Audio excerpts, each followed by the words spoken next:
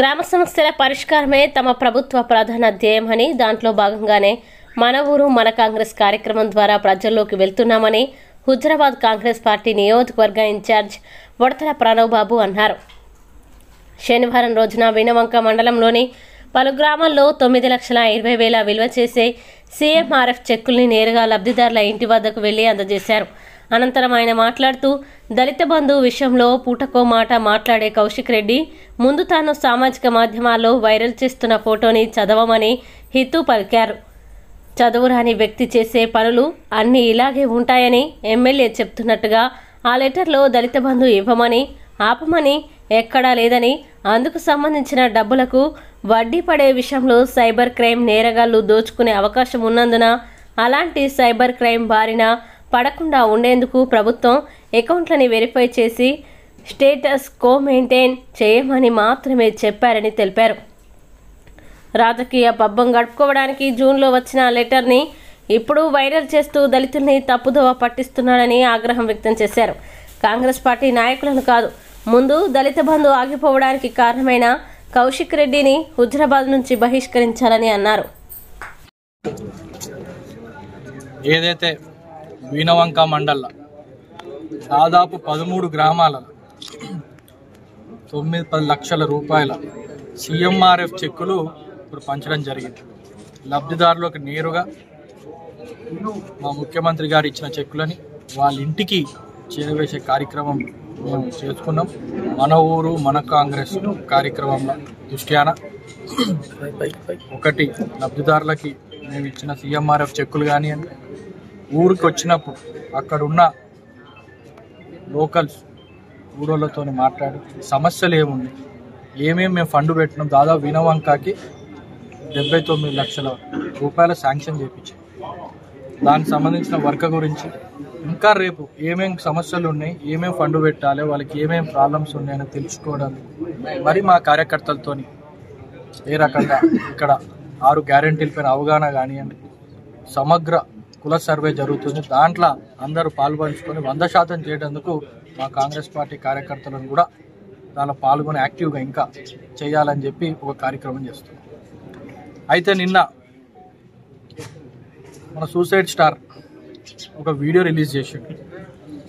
దాంతో పాటు ఒక పేపర్ చూపెట్టి మీరు ఒక్కటి ఆలోచించాలి, ఆ పేపర్ డేట్ ఎప్పుడు ఉందనేది చూడాలి. ఆ పేపర్ డేట్ ఉన్నది 6వ నెల 1. బహుశా అతనికి ఏం చదువుకున్నా నాకు తెలియదు, చదువు రాదు, ఆ ఇంగ్లీషు మా సెంటెన్స్ అర్థమైందో లేదో నాకు తెలియదు.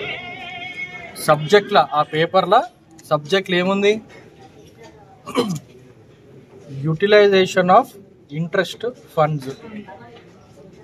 దళిత బంధు ఏదైతే అకౌంట్లు ఉందో దానికి ఇంట్రెస్ట్ పడుతుంది. దళిత బంధు అమౌంట్ అకౌంట్లలో ఉన్నదో ఇంట్రెస్ట్ పడుతుంది.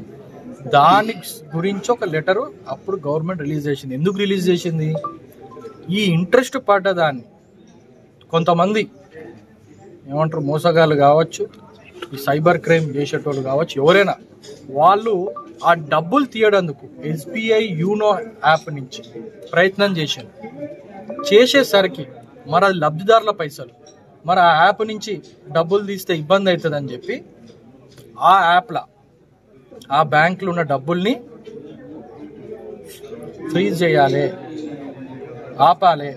ఆ బ్యాంకులో ఉన్న దాన్ని మొత్తం ఏదైతే అకౌంట్లో డబ్బులు ఉన్నాయో అవన్నీ అకౌంట్లని ఒకసారి మళ్ళా వెరిఫికేషన్ చెయ్యాలి. ఎందుకంటే లబ్ధిదారుల అకౌంట్లో ఉన్న డబ్బులు కాబట్టి దాన్ని status quo maintain. Status quo అంటే ఉన్నదాన్ని ఎవరు వెనుకకు తీసుకోవడం కాదు. దళిత బంధు ఇయ్యమని ఆ లెటర్లో ఒక్క అక్షరం కూడా లేదు. బుద్ధి ఉండాలి, తెలుగు ఉండాలి. లెటర్ చూపెట్టి దళిత బంధు ఆపినరు, దళిత బంధు రిటర్న్ తీసుకున్నారు, కాంగ్రెస్ పార్టీనే చేసింది అని మాట్లాడుతుంటే చాలాసార్లు నేను చెప్పిన, మళ్ళీ ఒక్కసారి చెప్తున్నా, దళిత బంధు ఆపింది TRS ప్రభుత్వం, కౌశిక్ రెడ్డి. ఎలక్షన్లు అసెంబ్లీ ఎలక్షన్ల నోటిఫికేషన్ కంటే ముందే 2,500 లబ్ధిదారులు యూనిట్స్ వర్క్ అవుతలేవు, అని చెప్పి వాళ్ళ ప్రభుత్వమే దాన్ని ఆపిండ్రు.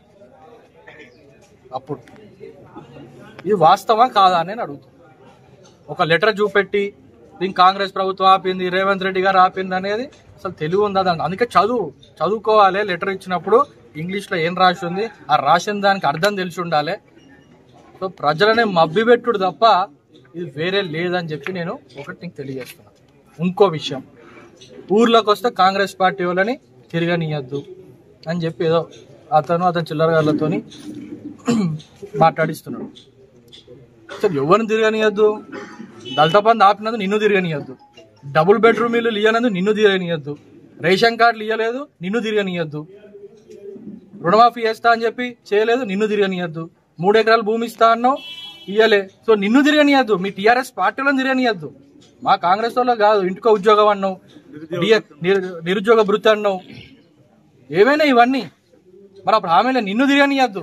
మరి అదే 10 నెలలైంది మా ప్రభుత్వం వచ్చినప్పటి నుంచి వచ్చిన 24 గంటల లోపలనే మహిళలకు ఉచిత బస్సు ఇచ్చినాం, 200 యూనిట్ల ఉచిత కరెంట్ ఇచ్చినాం, 500 రూపాయలకి గ్యాస్ ఇచ్చుడు ప్రక్రియ కూడా మొదలెట్టి చాలా మందికి అది 500 రూపాయల గ్యాస్ ఇస్తున్నాం.